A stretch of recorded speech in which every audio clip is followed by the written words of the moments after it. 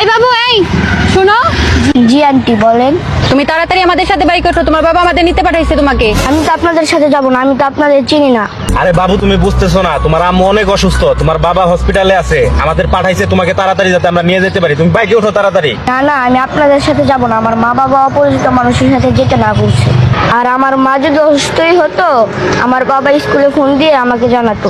তোমার কি চাই, তোমার কি খেলনা চাই, বা তুমি কি খাবা? পিৎজা বার্গার তোমাকে তাই কিনে দিব। তুমি তাড়াতাড়ি আমাদের সাথে চলো, তোমার যা চাই তাই কিনে দিব, তবু আমাদের সাথে চলো।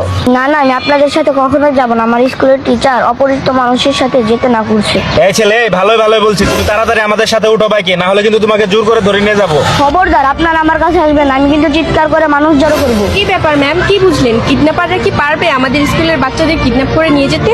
কি ব্যাপার ম্যাম?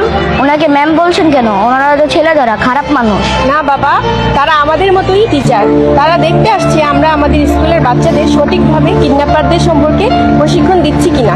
হ্যাঁ ম্যাম, আপনি একেবারে সঠিক শিক্ষা দিতে পেরেছেন আপনার স্কুলের বাচ্চাদের, এবং সকল স্কুলের শিক্ষক এবং শিক্ষিকাদের আমি অনুরোধ করব আপনারাও এইভাবে শিক্ষার্থী এবং তার মা বাবাকে সচেতন করবেন কিডন্যাপার সম্বন্ধে, এবং নিজে সচেতন হন এবং অন্যদের সতর্ক করতে ভিডিওটি বেশি বেশি লাইক কমেন্ট শেয়ার করুন।